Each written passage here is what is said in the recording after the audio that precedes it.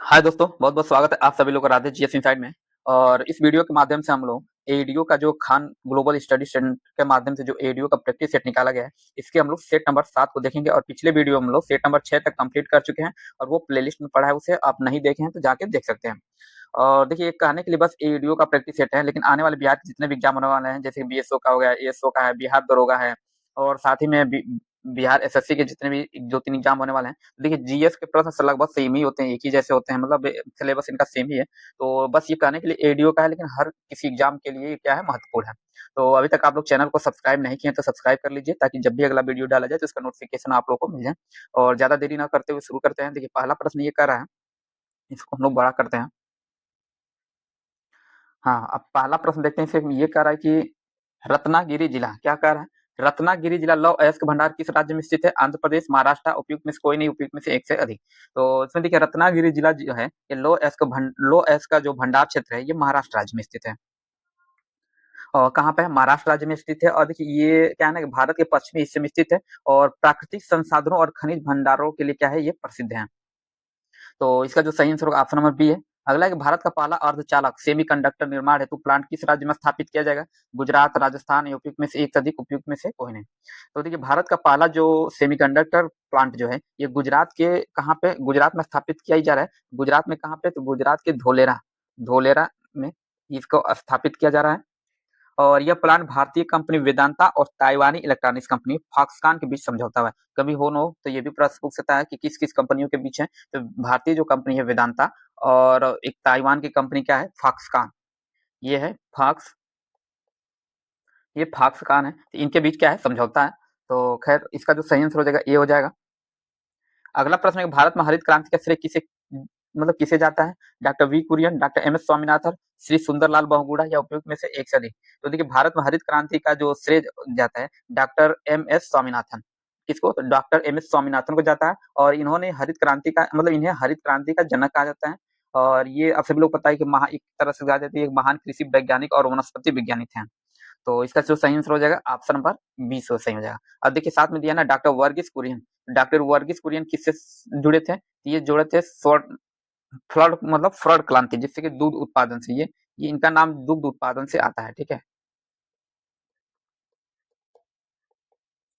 तो खैर, और अगला प्रश्न देखते हैं, प्रश्न संख्या 4। ये प्रश्न संख्या 4 कह रहा है कि,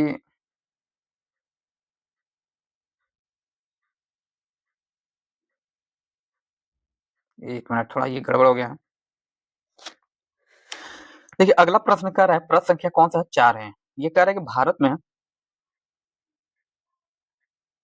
प्रश्न संख्या 4 क्या कह रहा है कि भारत में न्यूनतम जनसंख्या घनत्व वाला जिला कौन सा है? कच्छ जो कि गुजरात में है, दार्जिलिंग जो कि पश्चिम बंगाल में है, दिबांग घाटी अरुणाचल प्रदेश का, या लद्दाख में। तो देखिए, दिबांग घाटी जो है ना, अरुणाचल प्रदेश का भारत का सबसे कम जनसंख्या घनत्व वाला जिला है और ये 2011 की जनगणना के अनुसार है। तो और यहाँ पे जो जनसंख्या था ना, केवल एक व्यक्ति था। कितना था? एक व्यक्ति केवल था। एक व्यक्ति प्रति वर्ग किलोमीटर, कितना? एक व्यक्ति था प्रति किमी स्क्वायर। तो ऑप्शन नंबर इसका सी क्या हो जाएगा, सही हो जाएगा। अगला प्रश्न है कि नामदफा नेशनल पार्क किस राज्य में स्थित है? असम में, अरुणाचल प्रदेश, मणिपुर या मिजोरम। तो देखिए, नामदफा राष्ट्रीय उद्यान जो है, ये है भारत के अरुणाचल प्रदेश में है। कहाँ पे? अरुणाचल प्रदेश में है। और इसलिए ऑप्शन नंबर 20 का क्या हो जाएगा, सही हो जाएगा। और ये भारत और म्यांमार की सीमा पर स्थित राष्ट्रीय उद्यान है। और एक तरफ देखा जाए तो ये पूर्वी हिमालय का जैव विविधता का हॉट स्पॉट भी कहा जाता है। ठीक है, तो इसलिए ऑप्शन नंबर 20 का क्या है, सही है। अगला प्रश्न देखते हैं, संयुक्त वन प्रबंधन के लिए प्रथम प्रस्ताव किस राज्य ने पारित किया था? तमिलनाडु, उड़ीसा, बिहार में, या उपयुक्त में से एक से अधिक। तो देखिए, संयुक्त वन प्रबंधन कार्यक्रम की पहल जो सबसे पहले उड़ीसा ने शुरू किया था। किसने? उड़ीसा ने। और इसलिए ऑप्शन नंबर 20 सही हो जाएगा। और ये शुरू कब किया था? तो सन देखा जाए तो 1988 में। कब? तो 1988 में इसका प्रारंभ किया गया था। अगला है प्रश्न संख्या 7। ये कह रहा है कि भारतीय मानसून को प्रभावित करने वाला कारक कौन है? भारतीय मानसून को प्रभावित करने वाला कारक कौन सा है? अवस्थिति, भूतापीय जलीय तापन की दर में अंतर, हवाओं का मौसमी बदलाव, या अंत उष्णकटिबंधीय अभिसरण क्षेत्र। ये अंत नहीं होगा, अंत होगा। क्या होना चाहिए? अंत उष्णकटिबंधीय क्षेत्र। तो देखिए, इसका जो चारों का चारों क्या है, सही है। चारों कथन क्या है? ये चारों कथन मिली जुली जो कथन है, इससे भारतीय मानसून को प्रभावित करता है। इसलिए ऑप्शन नंबर डी क्या हो जाएगा, सही हो जाएगा। अगला प्रश्न है प्रश्न संख्या 8। कह रहा है निम्नलिखित में से कौन झीलें लद्दाख में है? त्योगकर, प्योंग त्सो, त्योमगो या त्योसो मोरिरी। तो कक्षा है कौन सी झीलें लद्दाख में स्थित है ना? तो देखिए लद्दाख के क्षेत्र में देखा जाए तो त्योंगकर है। त्योंगकर कौन है? ऑप्शन नंबर ए सही है। उसके बाद क्या है? पांगोंग त्सो है, ये भी क्या है? ए और बी भी सही है। त्योमगो दिया है। ये देखिए ये जो त्योंगुमो है ना, ये क्या है कि ये सिक्किम में है। कहाँ पे? त्योमगो झील जिसे कि त्योसगुमो झील भी कहा जाता है, ये कहाँ पे? सिक्किम राज्य में है। कहाँ पे? तो हमारे ऑप्शन में सही मतलब प्रश्न आंसर के ऑप्शन में ये नहीं होगा।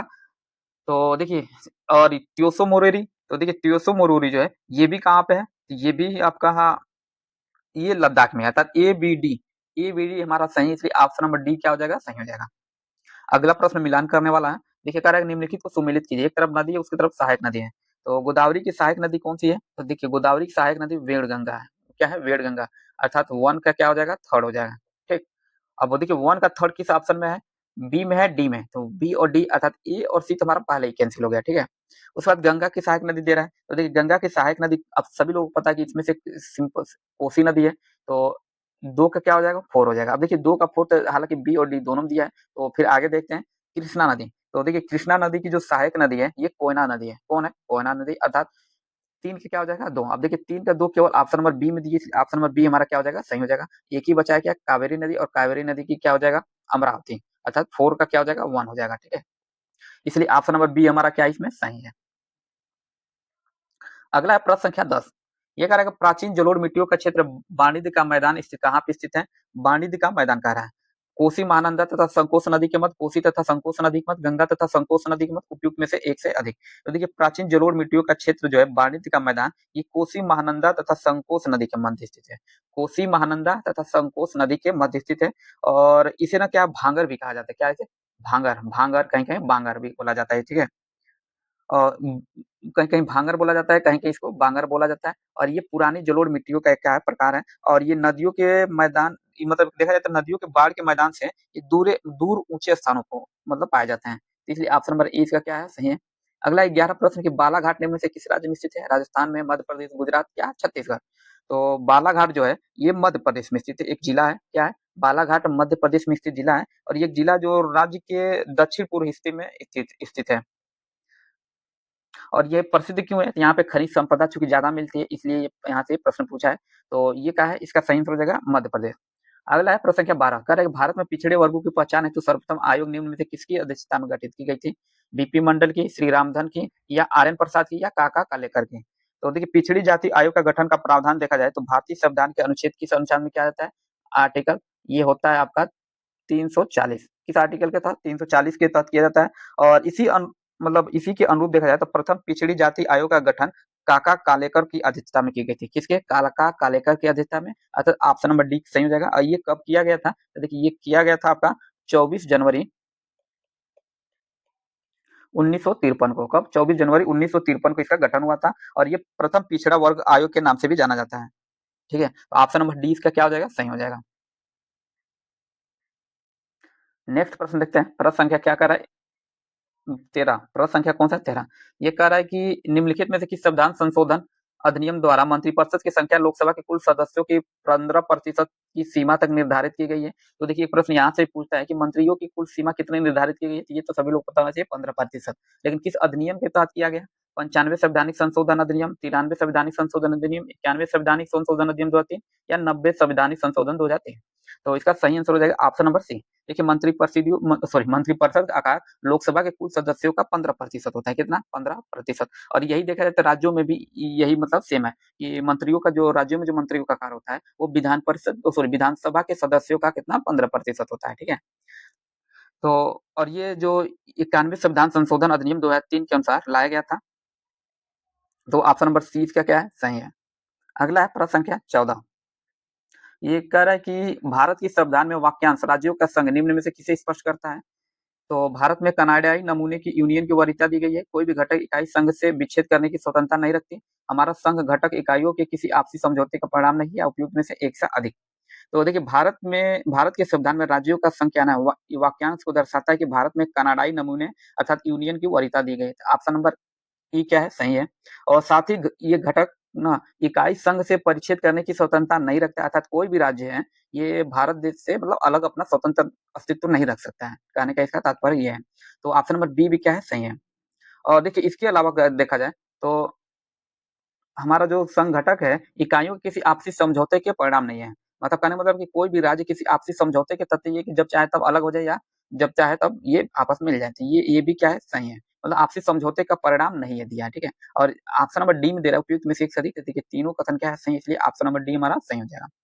15 प्रश्न कह रहा है कि भारतीय संघीय प्रणाली की विशेषताएं हैं शक्तियों का विभाजन। ये तो बिल्कुल है, भारतीय संघीय प्रणाली की मतलब ये विशेषता है। और उसके बाद कह रहा है कि प्रधानमंत्री का नेतृत्व। देखिए भारतीय संविधान की परिसंघीय विशेषताएं में देखा जाए तो एक तो लिखित संविधान होता है, संविधान की सर्वोच्चता होती है, संविधान का स्रोत संविधान का मतलब कठोर संविधान या अवशिष्ट शक्तियों का या स्वतंत्र न्यायपालिका होती है या दोहरी कार्यपालिका होती है।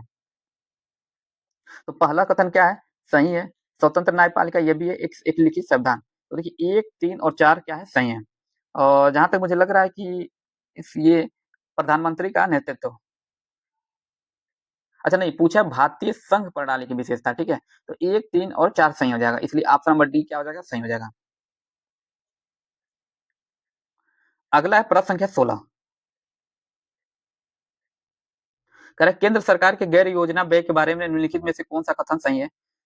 तो ये कह रहा है कि व्यय ब्याज भुगतान पर होता है, व्यय विज्ञान और प्रौद्योगिकी पर होता है, व्यय कृषि पर होता है या उपयुक्त में से कोई नहीं। तो देखिए केंद्र सरकार की गैर योजना व्यय ब्याज भुगतान पर सर्वाधिक होता है और ये सरकार का राजस्व व्यय है और इसमें पूंजीगत व्यय भी क्या है शामिल है। तो इसका जो सही आंसर हो जाएगा ऑप्शन नंबर ए, इसका क्या हो जाएगा सही हो जाएगा। अगला प्रश्न है 17 कि सांख्यिकीय कार्यक्रम और कार्यान्वयन मंत्रालय के औद्योगिक उत्पादन सूचकांक के आंकड़ों के अनुसार वित्तीय वर्ष 2023 में किन सूचकांकों में महत्वपूर्ण वृद्धि देखी गई। तो इसमें पहला कह रहा है कि उपभोक्ता वस्तु और बुनियादी ढांचा निर्माण वस्तु, उपभोक्ता वस्तु पूंजी वस्तु, विनिर्माण और उपभोक्ता वस्तु, पूंजी वस्तु और बुनियादी ढांचा निर्माण वस्तु। तो इसका जो सही आंसर हो जाएगा ये होगा पूंजी वस्तु और बुनियादी ढांचा निर्माण वस्तु। मतलब इसमें काफी वृद्धि देखी गई थी, इसलिए ऑप्शन नंबर डी इसका क्या है सही है। अगला प्रश्न है प्रश्न संख्या 18। कह रहा है कि राष्ट्रीय ग्रामीण स्वास्थ्य मिशन अर्थात एनआरएचएम की शुरुआत की गई थी कब, किस लिए, मतलब किस लिए की गई थी। कह रहा है कि शहरी क्षेत्रों में सभी लोगों को स्वास्थ्य सुविधाएं प्रदान करने के लिए। देखिए ऊपर दिया है राष्ट्रीय ग्रामीण स्वास्थ्य मिशन, तो ये तो नहीं होगा, ठीक है। उसके बाद कह रहा है कि शहरी क्षेत्रों में बीपीएल परिवारों को स्वास्थ्य सुविधाएं प्रदान करने के लिए, तो ये भी नहीं होगा क्योंकि ऊपर नाम ही से स्पष्ट हो रहा है कि राष्ट्रीय ग्रामीण स्वास्थ्य मिशन है।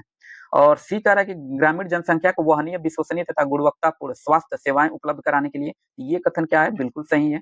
तो हमारा सही आंसर हो जाएगा ऑप्शन नंबर सी। अगला कह रहा है निम्न से कौन सा संबंध सही नहीं है। पूछा है कौन सा संबंध क्या है सही नहीं है, ठीक है। तो जीएनपी क्या कह रहा है, प्रश्न संख्या कौन सा है ये, प्रश्न संख्या 19। GNP equal to NDP plus मूल्यह्रास प्लस विदेशों से प्राप्त शुद्ध साधन आय। पूछा कौन सा सही नहीं है। तो ये क्या है हमारा कथन सही है। उसके बाद कह रहा है एनएनपी, उसके बाद इक्वल जीएनपी प्लस विशुद्ध परोक्ष का मूल्यह्रास। ये कथन क्या है सही नहीं है। देखिए एनएनपी इक्वल टू जीएनपी जो विशुद्ध परोक्ष कर मूल्यह्रास जो होता है, विशुद्ध परोक्ष कर मूल्यह्रास ये राष्ट्रीय उत्पाद एनएनपी के कारक लागत एफसी पर बाजार मूल्य जो कि मार्केट प्राइस, जो देखिए इसमें जो जो एमपी दिया है इसका मूल मतलब होता है मार्केट प्राइस अर्थात बाजार मूल्य पर, ठीक है। ये कथन क्या है ना बी जो दिया है ये कथन क्या है गलत है, मतलब सही नहीं है। ऑप्शन नंबर बी क्या है सही नहीं है। बाकी ये C N D P market price equal to GNP मूल्यह्रास प्लस विशुद्ध परोक्ष कर, NNP market price equal to GNP मूल्यह्रास प्लस विशुद्ध परोक्ष कर। तो ये कथन इसका भी सही है, बी सही नहीं है, इसलिए पूछा चूंकि सही नहीं है बी सही नहीं, इसलिए ऑप्शन नंबर बी हमारा क्या हो जाएगा सही हो जाएगा।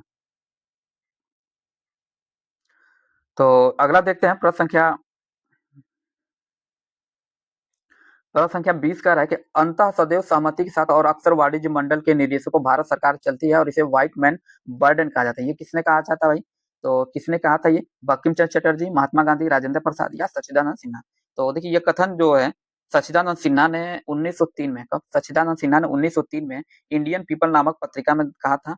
और सच्चिदानंद सिन्हा भारत छोड़ो आंदोलन से जुड़े थे। इन्होंने संविधान सभा की प्रथम बैठक की अध्यक्षता भी की थी। और जो पूछता है अस्थायी अध्यक्ष कौन थे, यही थे सच्चिदानंद सिन्हा। और इन्हीं ने ये कथन कहा था कि अतः सदैव सहमति के साथ और अक्सर वाणिज्य मंडल के निर्देशों पर भारत सरकार चलती है और इसे व्हाइट मैन बर्डन कहा जाता है। ऑप्शन नंबर सी इसलिए क्या है, सही है। प्रश्न संख्या देखते हैं कौन सा, 21। प्रश्न संख्या 21 कह निम्नलिखित आंदोलनों का कालानुक्रम क्या होगा। तो देखिए पहला कह रहा है कि डेक्कन दंगे। तो डेक्कन दंगे कब घटित हुआ, घटना घटित हुई थी, ये 1875 में घटित हुई थी। इसे मतलब कालानुक्रमिक में व्यवस्थित करना था, जो पहले हुआ तो उसको पहले, जो बाद में हुआ तो उसको बाद में। उसके बाद देखेंगे इंडिगो आंदोलन। तो इंडिगो आंदोलन जो था ना, ये 1800 कब हुआ था, ये 59 में हुआ था, 1859। उसके बाद पंजाब में भूमि अलगाव के खिलाफ आंदोलन, ये कब हुआ था, ये हुआ था आपका 1907 में, ठीक है। और पाटनी आंदोलन, ये क्या है, ये पाटनी आंदोलन है, ये कब हुआ था, ये हुआ था 1974 में। तब देखिए सबसे पहले क्या है, इंडिगो आंदोलन जो कि नील विद्रोह भी कहा जाता है इसको, ये 1859 में हुआ था। देखिए दो के हिसाब से ना पहले है, ऑप्शन नंबर ए में देखिए दो पहले है, सी में भी है, अर्थात बी और डी में नहीं, इसलिए ऑप्शन नंबर बी और डी क्या हो जाएगा, कैंसिल हो जाएगा। उसके बाद इंडिगो आंदोलन के बाद देखिए जस्ट डेक्कन दंगे जो 1875 में हुआ था, ठीक है। अर्थात 2 और 1 देखिए केवल ऑप्शन नंबर सी में, इसलिए ऑप्शन नंबर सी क्या हो जाएगा, सही हो जाएगा। प्रश्न संख्या 22 कह रहा है 20 फरवरी 1947 को प्रधानमंत्री एटली ने भारत से ब्रिटिश शासन को कब तक वापस लेने की घोषणा की थी। अगस्त 1947, जनवरी 1948, जून 1948, उपयुक्त में से एक से अधिक। तो देखिए ब्रिटेन के प्रधानमंत्री क्लीमेट एटली ने 20 फरवरी 1947 को व्हाइट मतलब हाउस ऑफ कॉमन से घोषणा की कि ब्रिटिश सरकार 30 जून तक, कब, 30 जून 1948, 30 जून 1948 मतलब 1948 तक भारत को स्वतंत्र कर देगी। लेकिन राजनीतिक जटिलताओं के कारण क्या ना, ये तारीख आगे बढ़कर कब कर दी गई थी, ये मतलब इसको घटा के जल्दी, मतलब अंग्रेज बहुत जल्दी यहाँ से छोड़कर जाना चाहते थे। तो 30 जून 1948 को घटा कब कर दिया गया, 15 अगस्त 1900, आप सभी लोग पता होगा, 15 अगस्त 1947 कर दिया गया। तो इसलिए ऑप्शन नंबर सी क्या हो जाएगा, सही हो जाएगा। अगला प्रश्न है प्रश्न संख्या 23। ये कह रहा है कि स्वतंत्रता संग्राम के दौरान नागरिक अवज्ञा आंदोलन किसके साथ शुरू हुआ। नेहरू द्वारा राष्ट्रीय ध्वज का फहराना, सरदार पटेल द्वारा कोई कर टैक्स नहीं अभियान, या राम प्रसाद बिस्मिल्ला द्वारा काकोरी घटना, या गांधी द्वारा दांडी मार्च। तो देखिए 12 मार्च 1930 को एक घटना घटती है, क्या, 12 मार्च 1930। इसी दिन गांधी जी ने ऐतिहासिक जो है नमक सत्याग्रह की शुरुआत, जो कि साबरमती आश्रम से, देखिए जितने फैक्ट बता रहे हैं इसमें सभी ना सभी कोई न कोई एग्जाम में पूछे गए हैं, साबरमती आश्रम से, ठीक है। कहां से, साबरमती आश्रम से, अपने 78 अनुयायियों के साथ, मतलब 5 अप्रैल 1930 को दांडी पहुंचे थे। मतलब कब से, 12 मार्च 1930 से पहुंचे कब थे, तो ये पहुंचे थे 5 अप्रैल 1930 को दांडी पहुंचे, और वहीं पे 6 अप्रैल 1930 को नमक कानून तोड़कर सबने अवज्ञा आंदोलन शुरू की थी। तो इसके लिए इसका सही आंसर हो जाएगा 6 अप्रैल 1930 को ही। इसका जो सही आंसर होगा ऑप्शन नंबर डी, गांधी द्वारा दांडी मार्च, ऑप्शन नंबर डी क्या है, सही है। अगला 1923 से 28 के काल में भारतीय राजनीति में क्रांतिकारी कार्यविधियों की पुनरावृत्ति का कारण क्या था। तो इसका जो सही कारण था, कह रहा है कि हरदयाल और लाला लाजपत राय जैसे नेताओं का बढ़ता हुआ प्रभाव, गांधी द्वारा असहयोग आंदोलन का स्थगन, विदेशी घटनाओं का प्रभाव, भारतीयों की मांगों को अंग्रेजों द्वारा अस्वीकार किया जाना। तो देखिए ये सारे कथन देखा है ना, सही है। और जो यही ये आंसर दिया था उपयुक्त में से सभी, तो ये सारे सही होता। लेकिन अब चारों लग रहा है सही है, लेकिन इसमें अब क्या करेंगे, जो एकदम बेस्ट होगा, मतलब एकदम जेन्युइन कारण होगा, उसको हम लोग देखेंगे। तो देखिए 1923-28 ईस्वी के काल में भारतीय राजनीति में क्रांतिकारी कार्यविधियों की पुनरावृत्ति का मुख्य कारण था ना कि गांधी जी द्वारा असहयोग आंदोलन का स्थगन करना, अर्थात ऑप्शन नंबर बी हमारा क्या हो जाएगा, सही हो जाएगा। देखिए 5 फरवरी आप सभी लोगों को पता होगा कि चौरी चौरा कांड के बाद से 5 फरवरी जो 1922 ईस्वी को संयुक्त प्रांत जैसे कि गोरखपुर जिले में जो चौरी चौरा कांड हुआ था ना, उस मतलब हिंसात्मक जो घटना हुई थी, उसके कारण महात्मा गांधी ने असहयोग आंदोलन को क्या कर दिया था, स्थगित कर दिया गया था। इसलिए ऑप्शन नंबर बी क्या हो जाएगा, सही हो जाएगा। और इसमें स्थगित करने वाले जितने भी आंदोलनकारी थे, अब एक तरह से हिंसात्मक प्रवृत्ति की ओर मतलब क्रांतिकारी गतिविधियों में संलिप्त हो गए। तो इसलिए ऑप्शन नंबर इसका सही है बी। अगला प्रश्न है प्रश्न संख्या 25 किन दो प्रांतों में, ये कह रहा है कि प्रश्न संख्या 25 कह रहा है कि किन दो प्रांतों में मुस्लिम लीग बहुमत प्राप्त करने में असफल है, जबकि वो मुस्लिम बाहुल्य प्रांत है। बंगाल और पंजाब, बंगाल और संयुक्त प्रांत, पंजाब और केंद्रीय प्रांत, और उपयुक्त में से एक से अधिक। तो देखिए मुस्लिम लीग जो है ना, बंगाल और पंजाब में बहुमत प्राप्त नहीं कर सकी। कहाँ पे, बंगाल और पंजाब में। इसलिए ऑप्शन नंबर ए इसके क्या हो जाएगा, सही हो जाएगा। और यहाँ कारण था ये था कि यहाँ की स्थानीय राजनीति जटिल थी। बंगाल में कृषक प्रजा और मतलब बंगाल में जो एक पार्टी थी, बंगाल में कृषक प्रजा पार्टी और हिंदू महासभा का क्या है काफी प्रभाव था, इसलिए यहाँ पे मुस्लिम, कहने का मतलब है कि मुस्लिम लीग प्रभाव में नहीं आ सका। तो ऑप्शन नंबर ई इसका क्या है सही है। 26 का भारतीय राष्ट्रीय कांग्रेस की पूर्ववर्ती थी, मतलब भारतीय राष्ट्रीय कांग्रेस के पहले कौन सी मतलब इसमें संस्था थी, तो British Indian association, Indian association, Indian national union या इंडियन लीग। तो देखिए भारतीय राष्ट्रीय कांग्रेस के पूर्ववर्ती संस्था देखा जाना तो इंडियन एसोसिएशन थी। कौन? इंडियन एसोसिएशन, अर्थात ऑप्शन नंबर डी। और इसका गठन कब को हुआ था? 1876 ईस्वी में। कब? 1876 ईस्वी में सुरेंद्र नाथ बनर्जी, किसके माध्यम से हुआ था?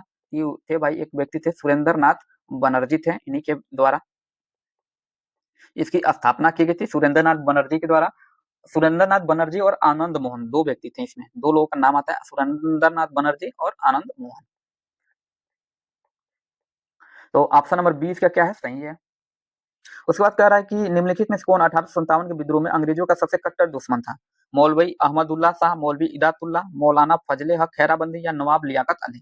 तो देखिए मौलवी अहमदुल्ला शाह ने फैजाबाद में 1857 के विद्रोह में, मतलब 1857 को विद्रोह का अपना नेतृत्व प्रदान किया था, और ये अंग्रेजों के सबसे कट्टर दुश्मन थे, इसलिए ऑप्शन नंबर ए का क्या हो जाएगा सही हो जाएगा, मौलवी अहमदुल्ला शाह। अगला प्रश्न है प्रश्न संख्या 28। ये कह रहा है कि पंजाब में कुका आंदोलन का प्रारंभिक उद्देश्य क्या था भाई? तो सिख धर्म को परिष्कृत करना, पंजाब में राजनीतिक शक्ति प्रदान करना, प्राप्त करना, या कृषक आंदोलन का संगठन, या उपयुक्त में से एक से अधिक। तो देखिए कुका आंदोलन जो पंजाब से संबंधित है, यह आंदोलन 19वीं शताब्दी में कब घटित हुआ था? 19वीं शताब्दी में, मतलब पंजाब में हुआ था, और इसका नेतृत्व जो है नामधारी सिखों ने किया। किसने? एक नामधारी सिखों ने इसका नेतृत्व किया था, नामधारी सिखों ने। और इसका मुख्य कारण क्या था? तो ये था कि ये आंदोलन शुरुआत मुख्य रूप से गायों के हत्या के विरोध में शुरू हुआ था, और जो अंग्रेजों के ना जो अंग्रेजों के द्वारा बढ़ावा दिया जा रहा था।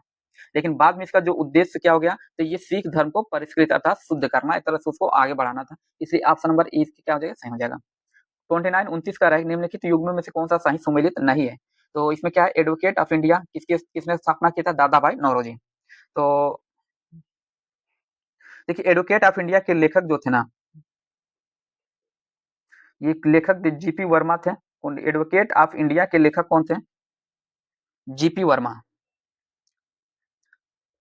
जीपी वर्मा पूछा है कौन सुमेलित नहीं है, तो पहला तो सुमेलित नहीं है, ठीक है, क्योंकि इसके एडवोकेट ऑफ इंडिया के लेखक दादा भाई नौरोजी नहीं थे। यंग इंडिया के लेखक कौन थे? तो महात्मा गांधी। यंग इंडिया के लेखक कौन थे? ये क्या है कथन हमारा क्या है सही है, यंग इंडिया के लेखक कौन थे? महात्मा गांधी। उसके बाद क्या करें, इंडियन स्पेक्टेटर, इसके लेखक कौन थे? इसके लेखक थे बेहराम जी मालाबारी। सुरेंद्र नाथ बनर्जी इसके लेखक नहीं थे, इसके थे कौन? बहराम जी, इसके लेखक थे बहराम जी मालाबारी, ठीक है। ये भी कथन क्या है हमारा गलत है, अच्छा देखिए एक कथन गलत हो गया, दो कथन गलत, मतलब सी कथन गलत हो गया, बी तो सही है। उसके बाद कह रहा है उपयुक्त में से एक से अधिक, तो दो गलत है, तो उपयुक्त में से एक से अधिक हमारा आंसर क्या हो जाएगा सही हो जाएगा, ऑप्शन नंबर डी क्या हो जाएगा सही हो जाएगा।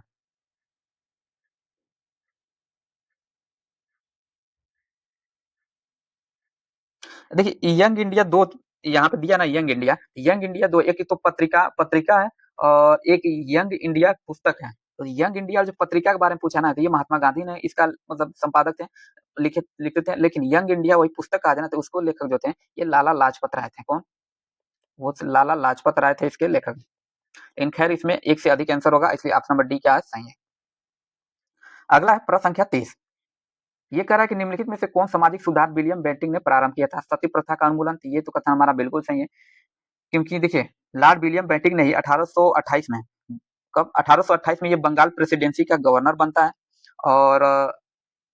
और इसने सर्वप्रथम कब ना 1829 में, 1829 में सती प्रथा का उन्मूलन किया। और उसके बाद दे रहा है कि दास प्रथा का उन्मूलन, तो इसने दास प्रथा का उन्मूलन इसने ही किया था। और उसके बाद कह रहा है कि धर्म परिवर्तन के कारण अयोग्यता के प्रावधान को हटाना, धर्म परिवर्तन के कारण अयोग्यता के प्रभाव को हटाना। तो देखिए ये कथन नहीं था, ये कथन विलियम बेंटिक से संबंधित नहीं है, तीसरा कथन, अर्थात एक है दो है। चौथा देखते हैं ठगों के संगठित गिरोह का दमन। तो देखिए इसने दास प्रथा का उन्मूलन किया, वह ठगों के संगठित गिरोह का भी दमन किया, इसलिए अर्थात एक दो चार। अब देखिए एक दो चार केवल ऑप्शन नंबर सी में, इसलिए ऑप्शन नंबर सी क्या है सही है। अगला है 31। यूनाइटेड किंगडम की महारानी एलिजाबेथ द्वितीय के संबंध में निम्नलिखित में से कौन सा कथन क्या है सही है? यूनाइटेड किंगडम की महारानी एलिजाबेथ के बारे द्वितीय के बारे में क्या संबंध सही है? तो पहला जो कह रहा है कि उन्होंने 70 वर्षों तक शासन किया और 96 वर्ष की आयु में इनकी क्या हुई मृत्यु हुई। तो पूछा कौन सा कथन सही पूछा है ना। तो देखिए यूनाइटेड किंगडम की महारानी एलिजाबेथ द्वितीय ने 70 वर्षों तक शासन किया और 96 वर्ष की आयु में इनकी क्या हुई, मृत्यु हुई। क्योंकि देखते हैं कथन के बारे में पूछा है क्या है। अच्छा पहला ही कथन क्या है, देखिए पहला इसमें कथन जो दिया ना क्या है, ये सही है। पहला कथन पूछा है कौन सा कथन सही है, तो पहला कथन हमारा क्या है, सही है। ठीक है, पहला कथन क्या है, सही है, इसलिए आंसर में हमारा ए ही हो जाएगा। बी फिर भी हम लोग देख रहे हैं कि उन्होंने 68 वर्षों तक शासन किया और 94 वर्ष की आयु में उनकी मृत्यु हुई थी। ये गलत है क्योंकि उनकी जो वो जो शासन किया था 70 वर्षों तक किया था, न कि 68 वर्षों तक। और अगला और कथन क्या कर रहा है, उन्होंने 72 वर्षों तक शासन किया और 92 वर्ष की आयु में मृत्यु हुई, ये भी क्या है, गलत है। उन्होंने 66 वर्षों तक शासन किया, ये भी क्या है, गलत है। तो अगला प्रश्न देखते हैं, प्रश्न संख्या 32। 32 प्रश्न संख्या कौन सा है, 32। ये कह रहा है कि निम्न में से कौन सा कालक्रम के अनुसार सही है, नामदेव चैतन्य तुलसी रामानुज, रामानुज नामदेव चैतन्य तुलसी। तो देखिए हम इसको पहले लिख लेते हैं। देखिए रामानुज का जो जन्म हुआ था ना, ये हुआ था कब, रामानुजाचार्य का जन्म हुआ था, रामानुज का जन्म हुआ था कब हुआ था भाई, तो 1017 ईस्वी में, 1017। रामानुजाचार्य का 1017 में हुआ था। उसके बाद आते थे नामदेव, कब कौन ये आए नामदेव, और इनका जो जन्म हुआ था ये हुआ था 1270 ईस्वी में, कब 1270 ईस्वी में। और उसके बाद चैतन्य महाप्रभु, कौन है, चैतन्य,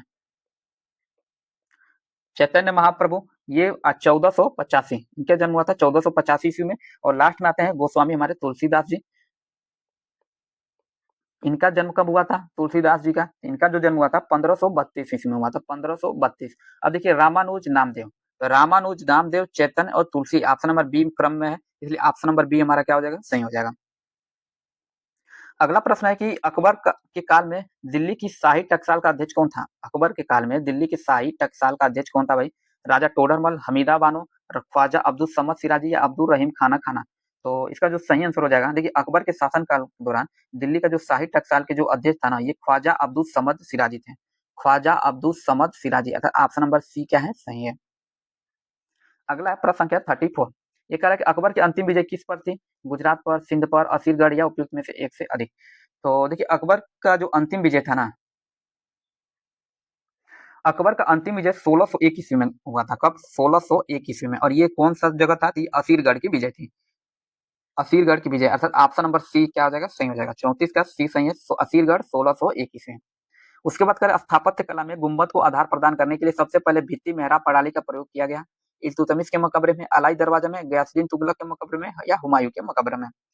तो देखिए भारत में सबसे पहले गुंबद एवं मेहराब के प्रयोग ना दिल्ली सल्तनत में अलाई दरवाजा में किया गया था, किसमें, अलाई दरवाजा में, अर्थात ऑप्शन नंबर बी क्या सही हो जाएगा। और ये अलाई दरवाजा के बारे में देखा जाए तो ये भारत की पहली इमारत है जहाँ केवल इस्लामी पद्धतियों का प्रयोग हुआ है। और अलाई दरवाजा का निर्माण है ना, कब हुआ था, इसका जो निर्माण हुआ था 1311 ईस्वी में, किसने कराया था भाई, ये अलाउद्दीन खिलजी ने, अलाउद्दीन खिलजी, इसका निर्माण करवाया था 1311 ईस्वी में। तो ऑप्शन नंबर बी क्या है, सही है। उसके बाद कह रहा है किस वर्ष बगदाद के खलीफा ने इल्तुतमिश को मान्यता प्रदान की, किस वर्ष बगदाद के खलीफा ने इल्तुतमिश को मान्यता प्रदान की। तो देखिए इल्तुतमिश को फरवरी 29 1529 सॉरी 1229, ऑप्शन नंबर सी में दिया है 1229 में बगदाद के अब्बासी खलीफा से इसको क्या हुआ, मतलब सुल्तान की उपाधि प्रदान की गई, इसलिए ऑप्शन नंबर सी क्या है, सही है। 37 प्रश्न का है 37 कि संध्याकर नदी की प्रसिद्ध ग्रंथ रामचरित की विषय वस्तु का संबंध किससे है, तो पालवंशी रामपाल से, चालुक्य वंशी विक्रमादित्य फोर्थ से, या गुर्जर प्रतिहार वंश के रामचंद्र से, या परमार वंश के भोज से। तो देखिए बंगाली कवि संध्याकर नदी ने आर्य मीटर में रामचरित नामक संस्कृत महाकाव्य को पाल साम्राज्य के दौरान इन्होंने लिखा था।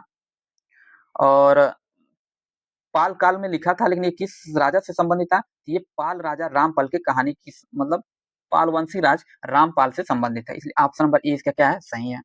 उसके बाद कह रहा है नालंदा विश्वविद्यालय के प्रमुख प्रमुख महान बंगाली विद्वान कौन थे, वसुबंधु, नागार्जुन, श्रीज्ञान अतीश या शिलभद्र। तो 38 का डी आंसर क्या हो जाएगा, सही हो जाएगा। देखिए कुमार गुप्त ने नालंदा का जो निर्माण हुआ था ना 415 ईस्वी से लेके, मतलब इस कुमार गुप्त ने इसका निर्माण करवाया था नालंदा विश्वविद्यालय का। और इसकी यह विद्यालय प्राचीन भारत का प्रमुख शैक्षणिक केंद्र था। और नालंदा विश्वविद्यालय के बारे में हाल ही में थोड़ा बहुत कुछ जानना हो, मतलब थोड़ा समरी रूप में, तो हाल ही में बहुत एक न्यूज चैनल, मतलब जो न्यूज पिंच है NEWS न्यूज पिंच। तो इस पे एक डॉक्यूमेंट्री बनाई गई है नालंदा विश्वविद्यालय के नाम से। तो उस आज ही वो शायद आज ही कल में वो उसको मतलब अपलोड किए हैं, तो उसको देख सकते हैं। काफी अच्छा है, नालंदा विश्वविद्यालय के बारे में उसमें बताया है कि क्या था क्या है, कैसे इसको मतलब बख्तियार खिलजी ने नष्ट किया, मतलब कितनी उसकी प्रभावशाली गरिमा थी उसकी। तो उसको आप लोग न्यूज पिंच पे ये है नालंदा विश्वविद्यालय के बारे में एक छोटा सा डॉक्यूमेंट्री है, तो उसको आप लोग देख सकते हैं। लेकिन जो खैर जो हमारा मूल प्रश्न है कि कौन महान बंगाली विद्वान कौन थे, तो ये शिलभद्र थे। इसलिए ऑप्शन नंबर डी हमारा क्या हो जाएगा, सही हो जाएगा। देखिए मैं किसी चैनल का प्रचार नहीं कर रहा, बस मुझे अच्छा लगा तो अब मैं मतलब लगेगा कि आप लोग भी उसको देख सकते हैं। तो अगला है 39 कि बराबर पर्वत श्रृंखला स्थित गोरखागिरी किसके द्वारा विजित की गई? राजराज चोल, खारवेल, मिनांडर या पुष्यमित्र सुंग। तो देखिए कलिंग के राजा खारवेल ने बराबर पर्वत श्रृंखला स्थित गोराथगिरी पर हमला करके उसे जीत लिया। और ये महामेघवाहन क्या है ना, महामेघवाहन के मतलब महामेघवाहन वंश के शासक थे। तो इसलिए इसका सही आंसर हो जाएगा ऑप्शन नंबर बी, खारवेल। प्रश्न संख्या 40 कह रहा है कि चचनामा का फारसी में अनुवाद किसके द्वारा किया गया था? नरुद्दीन मोहम्मद औफी, शम्स सिराज, मोहम्मद अल बिनु अल बकरी कुफी या उपयुक्त में से एक से अधिक। तो देखिए चचनामा का जो अनुवाद था ना, फारसी मतलब चचनामा का फारसी भाषा में जो अनुवाद किया गया था, ये किए थे किसने? मोहम्मद अली बिन अबू बकर के द्वारा। किसके द्वारा? मोहम्मद अली बिन, एक मिनट,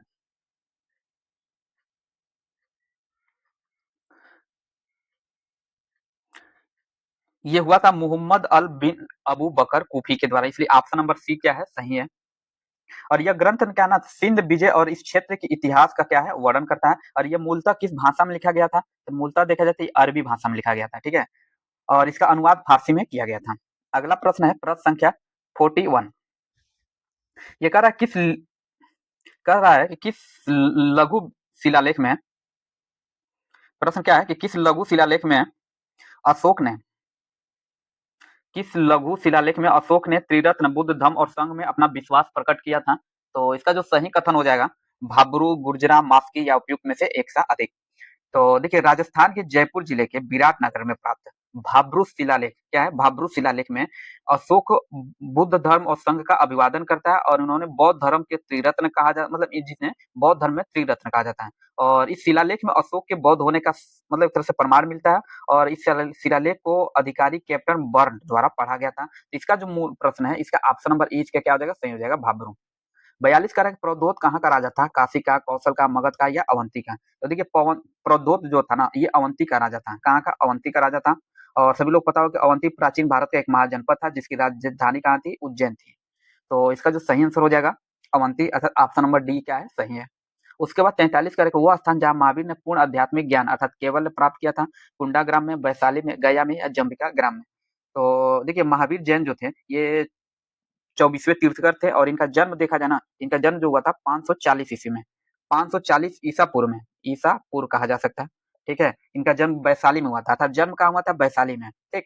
और इन्होंने 12 वर्ष की कठोर तपस्या के बाद 42 वर्ष की अवस्था में कहाँ पे? ये जंबिका ग्राम में, अर्थात ऑप्शन नंबर डी। देखिए जन्म हुआ था यहाँ पे वैशाली में, ज्ञान प्राप्त हुआ कहाँ हुआ? जंबिका ग्राम में इनको ज्ञान प्राप्त हुआ था। मतलब ये जंबिका ग्राम में एक ऋजुपालिका नदी थी, उसी के मतलब उसी के तट पर साल वृक्ष के नीचे इनको क्या होता है? ज्ञान की प्राप्ति हुई थी। इसलिए ऑप्शन नंबर डी क्या है, सही है। अगला प्रश्न है 44। ये कह रहा है निम्नलिखित में से कौन सी बात बौद्ध धर्म तथा जैन धर्म में समान नहीं है? अहिंसा, वेदों के प्रति उदासीनता, आत्मदमन या रीति रिवाजों की अस्वीकृति। तो देखिए बौद्ध धर्म और जैन धर्म में देखा जाए दोनों में अहिंसा की बात की गई है, किसी के साथ हिंसा नहीं करना है। वेदों के प्रति उदासीनता अर्थात दोनों ने वेदों को मतलब नकारा है, एक तरह से कहा जाती है नास्तिक धर्म है या वेदों की सत्ता को नहीं मानते हैं। डी क्या है, आत्मदमन। तो आत्मदमन के मामले में देखा जाए ना तो दोनों धर्मों का दृष्टिकोण जो है भिन्न भिन्न है। क्या है कि बौद्ध धर्म में आत्मदमन को मोक्ष प्राप्त करने का एक महत्वपूर्ण साधन नहीं माना जाता है, ठीक है। और जैन भिक्षु क्या है ना, कठोर तपस्या करते हैं और जैसे कि उपवास, शारीरिक पीड़ा, ताकि अपने कष्टों को क्या कर सके, वो नष्ट कर सके और मोक्ष को प्राप्त कर सके। लेकिन वहीं पे बौद्ध धर्म देखा जाए ना, तो बौद्ध धर्म जो है ये मध्य मार्ग अपनाने को बात करता है, न कि बहुत ही कठिन मार्ग को। तो बौद्ध धर्म क्या करता है? मध्य मार्ग अपनाने की बात करता है। तो इसलिए ऑप्शन नंबर डी सी क्या हो जाएगा, सही हो जाएगा, क्योंकि इस आत्मदमन पे ये दोनों एक दूसरे से समान भाव नहीं रखते हैं। डी क्या है, रीति रिवाजों की अस्वीकृति, दोनों धर्म रीति रिवाज को थोड़ा मतलब अस्वीकार करते हैं। अगला प्रश्न देखते हैं प्रश्न संख्या 45। कह रहा ऋग्वेद में तक्षण तो देखिए इसमें क्या है, ऋग्वेद में तक्षण किसे कहते थे? तो देखिए सिंधु घाटी की जो इसमें क्या दिया है, बढ़ई, लोहार, कुम्हार या उपयुक्त में से एक से अधिक। तो देखिए सिंधु घाटी के लोग ना पौरुष देवता, एक मिनट, नहीं नहीं सॉरी, ऋग्वेद में तक्षण जो था, ये तक्षण कहें या त्वष्टा, इसी को तक्षण भी बोलते थे या त्वष्टा, त्वष्टा भी कहा जाता था, ठीक है। तो ये शब्द जो ना बढ़ई के लिए प्रयोग होता था, किसके लिए? बढ़ई के लिए प्रयोग होता था, इसलिए ऑप्शन नंबर ए क्या है, सही है।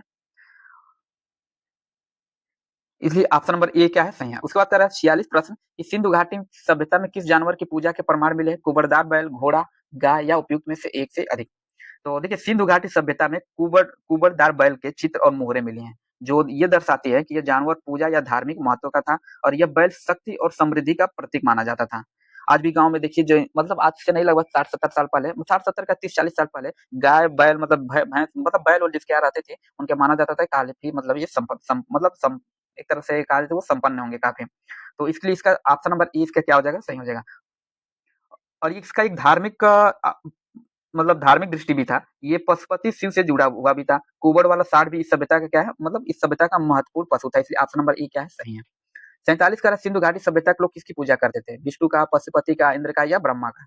तो देखिए सिंधु घाटी सभ्यता के लोग पौरुष देवता, किसको? पौरुष देवता जिसे पशुपति, मतलब पशुपति की पूजा करते थे, ठीक है। और इसे मुहरों में दर्शाया गया था, और सिंधु घाटी के लोग पीपल की वृक्ष की भी पूजा करते थे, उसको मतलब एक पवित्र वृक्ष मानकर उसकी पूजा करते थे। तो इसलिए ऑप्शन नंबर बी क्या हो जाएगा, सही हो जाएगा। और यहीं पे सिंधु घाटी की खोज किसने किया था? मतलब तो इसको दयाराम साहनी ने, थोड़ा सा ये फैक्ट है, दयाराम साहनी सभी लोग पता ही होगा, 1921 में, ठीक है, इसकी खोज किया था। तो इसका जो सही आंसर हो जाएगा, सिंधु घाटी सभ्यता के लोग किसकी पूजा करते थे? पशुपति की, अर्थात ऑप्शन नंबर बी क्या है, सही है। अगला है 48, ये कह रहा है कि निम्नलिखित कथनों पर विचार कीजिए। फाहियान एक चीनी यात्री था जो हर्ष के शासनकाल में दौरान भारत आया था। पहला कथन ही क्या है हमारा, सही है। फाहियान एक चीनी यात्री था, ये जो हर्ष के शासन, देखिए पहला कथन हमारा क्या है, गलत है, ठीक है। फाहियान एक चीनी यात्री था जो हर्ष के शासनकाल में नहीं आया था, ये चंद्रगुप्त विक्रमादित्य के समय आया था। कब? तो ये चंद्रगुप्त विक्रमादित्य के शासनकाल में आया था, इसलिए ऑप्शन नंबर ए हमारा क्या हो जाएगा, गलत हो जाएगा, ठीक है। उसका ह्वेन एक चीनी बौद्ध भिक्षु थे जिन्होंने चंद्रगुप्त द्वितीय के शासन के काल के दौरान भारत आए थे, ये भी क्या है, गलत है। देखिए दोनों कथन उल्टा कर दिया, ठीक है, क्योंकि ह्वेन सांग जो था, ये हर्षवर्धन के काल में आया था, और फायान जो था चंद्रगुप्त द्वितीय काल में आया था। दोनों कथन क्या है, गलत है। तो जब दोनों कथन क्या है ना, गलत है, तो आप पूछा क्या उपयुक्त में से कौन सा सही है, तो क्या है ना, दोनों सही नहीं है, अर्थात उपयुक्त में से कोई नहीं है, ऑप्शन नंबर डी क्या हो जाएगा, सही हो जाएगा। अगला 49 कि बिहार के निम्नलिखित में से किस जिले में सोना पाया जाता है? मुंगेर में, सारण में, गया या जमुई? तो देखिए बिहार के में सोना मुख्य रूप से जमुई जिला में पाया जाता है। कहाँ पे? जमुई जिला में। Option number A, sorry, option number D हमारा क्या हो जाएगा, सही हो जाएगा। अगला प्रश्न है कि बिहार के किस जिले में मक्का उत्पादन अधिकतम होता है? मुजफ्फरपुर, पूर्वी चंपारण, अररिया या सारण? तो देखिए बिहार की आर्थिक समीक्षा 2023 का 24 के अनुसार देखा जाए तो बिहार में जो सर्वाधिक मक्का का उत्पादन हुआ था ना, अररिया जिला में हुआ था। अररिया जिला, अर्थात ऑप्शन नंबर सी। और ये जब भी एग्जाम होगा, ये लेटेस्ट डाटा आया रहेगा, उसके अनुसार ही, क्या है, कहीं जिले में कभी कभी घटता बढ़ता रहता है, तो लेटेस्ट डाटा के अनुसार इसको सही आंसर देना उचित होता है। तो इसका जो सही आंसर था उस समय अररिया में था। अगला कार्य, बिहार में बहने वाली प्रमुख नदी फल्गु निम्नलिखित में से किन नदियों के संगम से बनती है? तो लीलाजन और सोन नदी, सोन और मोहाना नदी, मोहाना और लीलाजन नदी, उपयुक्त में से एक से अधिक। तो देखिए बिहार में फल्गु नदी की को निरंजना नदी के नाम से भी जाना जाता है। आप सब लोग को पता है, फल्गु नदी एक निरंजना नदी के नाम से भी जानी जाती है, ठीक है। और ये मोहना और लीलाजन नदियों का संगम है, मोहना और लीलाजन नदी, ऑप्शन नंबर सी क्या है, सही है। उसके बाद 52, प्रश्न संख्या 52 कह रहा है कि मुजफ्फरपुर के इन जिलों को, बिहार के इन जिलों को उत्तर से दक्षिण में व्यवस्थित कीजिए, अर्थात उत्तर से दक्षिण में व्यवस्थित करें। मुजफ्फरपुर, सीतामढ़ी, गया, पटना, जहानाबाद। तो देखिए ये पूर्ण रूप से विशुद्ध मैपिंग से, आप जो मैप देखे रहेंगे तभी इसको प्रश्न को कर सकते हैं। तो बिहार का मैप या पूरे भारत का मैप कभी न कभी, मतलब हर 1-2 दिन पे देखते रहना चाहिए। तो बिहार के जिलों में उत्तर से दक्षिण में व्यवस्थित करने का सही क्रम देखा जाए तो सबसे पहले आता है, आप लोग देखेंगे सीतामढ़ी, जो कि नेपाल से लगा रहता है। आप थोड़ा-सा ध्यान देंगे तो सीतामढ़ी किससे लगा है? नेपाल से। अर्थात ऊपर से क्रम देखा जाए तो सबसे पहले आएगा सीतामढ़ी, ठीक है? ये जो नेपाल से लगा रहता है। उसके बाद क्या आता है? मुजफ्फरपुर, ठीक है? उसके बाद क्या है? मुजफ्फरपुर है। ठीक है। उसके बाद नीचे आएंगे तो आता है क्या, पटना। नीचे आएंगे तो पटना आता है, ठीक है, सॉरी पटना। कहा है कि उत्तर से दक्षिण, तो आप सभी लोग पता है ऊपर वाली जो दिशा होती है उत्तर को निरूपित किया जाता है। पटना से थोड़ा सा नीचे आएंगे तो जहानाबाद, हालांकि ये नीचे एकदम क्रम में नहीं रहता है, लेकिन अगल बगल ही रहता है, लेकिन क्रम से देखा जाए तो यही बात, क्रम ऊपर से नीचे देखा जाए उत्तर से दक्षिण तो यही है, जहानाबाद आएगा। उसके नीचे आएगा तो सबसे नीचे आप लोग देखे होंगे कि एकदम जो नीचे लगा रहता है, गया जो जिला है नीचे की तरफ है, ठीक है। तो अब देखिए पहले देखिए सीतामढ़ी, मुजफ्फरपुर, पटना, गया, जहानाबाद किस ऑप्शन में है? तो ऑप्शन नंबर डी देखिए, सीतामढ़ी, मुजफ्फरपुर, पटना, जहानाबाद, गया। इसलिए ऑप्शन नंबर डी क्या हो जाएगा, सही हो जाएगा। अब डी क्या है, डी में ही दिया है, इसलिए ऑप्शन नंबर डी क्या है, सही। अगला प्रश्न है, मुंगेर जिले से निम्न में से किस जिले की स्थलीय सीमा स्पर्श नहीं करती है? भागलपुर, मधेपुरा, जमुई या लखीसराय। तो देखिए मुंगेर जिले से, मतलब ये भी विशुद्ध रूप से क्या है, बिहार के मैप से ही प्रश्न पूछा हुआ है। तो पूछा है मुंगेर जिले से किस जिले की स्थलीय सीमा स्पर्श नहीं करती है? तो देखिए मुंगेर जिले से बिहार राज्य में कुछ सीमाएं कौन कौन जिला करता है, देखिए देख लेते हैं। तो जमुई करता है, तो हमारा जमुई आंसर नहीं होगा, ठीक है, क्योंकि पूछा है कौन नहीं होते, मतलब कौन सीमा स्पर्श नहीं करते, जमुई करता है तो ये आंसर नहीं होगा। उसके बाद क्या है, खगड़िया है, करता है स्पर्श, लेकिन हालांकि इस ऑप्शन में दिया नहीं है। उसके बाद से भागलपुर, ये भी, ये हाँ ये दिया, ये भी स्पर्श करता है, तो ये भी हमारा आंसर नहीं होगा। उसके बाद क्या है, लखीसराय, ठीक है, लखीसराय भी क्या है, ये भी मुंगेर जिला को स्पष्ट करता है। तो मधेपुरा क्या है, नहीं करता, इसलिए ऑप्शन नंबर डी हमारा क्या हो जाएगा, सही हो जाएगा। अगर जो हम लोग थोड़ा सा यहीं मैप के बारे में मैप देख लें, चाहे इसको रहने देते हैं, अगला प्रश्न देखते हैं हम लोग। प्रश्न संख्या ये क्या कर रहा है, 54। बिहार में विष्णु पद योजना के अंतर्गत पर्यटन को बढ़ावा देने के लिए 2024 के केंद्रीय बजट में निम्नलिखित में से किस केंद्र को प्रस्तावित किया गया था?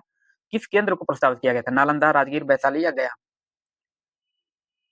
तो देखिए 2024 के केंद्रीय बजट में विष्णुपद मंदिर के लिए कॉरिडोर जो परियोजना था ना, जो ये काशीनाथ विश्वनाथ मंदिर कॉरिडोर के तर्ज पर बनाया जाता, और इस परियोजना का उद्देश्य था गया में, कहाँ पे, तो गया में विष्णुपद मंदिर को एक प्रमुख तीर्थ स्थल और पर्यटन के रूप में विकसित करना था, इसलिए ऑप्शन नंबर डी क्या हो जाएगा, सही हो जाएगा।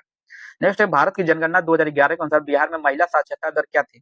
तो देखिए भारत की जनगणना 2011 के अनुसार बिहार में महिला साक्षरता दर 51.50% थी, अर्थात ऑप्शन नंबर डी क्या हो जाएगा, सही हो जाएगा।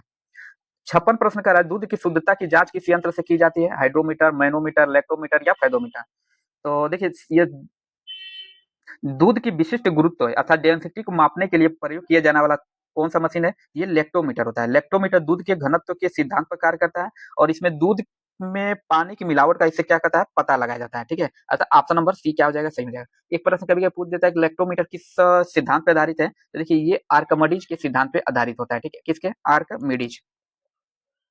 लेक्टोमीटर किस पे आधारित होता है, आर्किमिडीज के सिद्धांत पे, ठीक है। ऑप्शन नंबर सी खैर इसका हमारा क्या है, सही है। अगला है प्रश्न संख्या 57, कह रहा है कि यदि रैखिक समय में 50% बढ़ा दिया जाए तो गतिज ऊर्जा कितना बढ़ जाएगा? तो देखिए रैखिक समय समय जिसे पी बोलते हैं, समय किसको हम किससे निरूपित करते हैं, पी से करते हैं। कह रहा है कि गतिज ऊर्जा कितनी बढ़ जाएगी? आप सभी लोग इसका पता होगा, खैर इसको आप लोग सॉल्व कर लीजिएगा। इसको कितना बढ़ाने से, 50% बढ़ाने गतिज ऊर्जा कितना बढ़ेगा, 75%, 125 या 225? इसका जो सही आंसर होगा 125 ही होगा, ठीक है, 125। अगला प्रश्न है 58, ये कह रहा है निम्नलिखित में से कौन समीकरण स्थिति समय संबंध को दर्शाता है? तो पहला कह रहा है v बराबर u प्लस ए टी बी एस, या u T plus half A T square, या सी कह रहा है कि 2s equal to v square minus you square, या डी कह रहा है उपयुक्त में से एक से अधिक। तो देखिए इसका जो सही आंसर हो जाएगा ना, ए दिया है, सी दिया है, इसका बी कहीं नहीं दिया है क्या?